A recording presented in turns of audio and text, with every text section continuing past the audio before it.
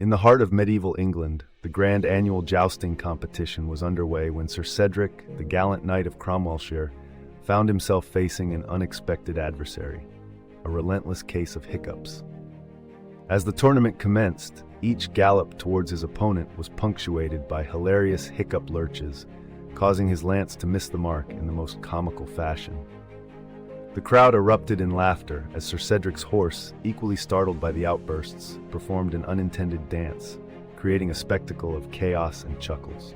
Despite the humorous interruptions, Sir Cedric's jovial spirit turned the event into a delightful medieval fiasco.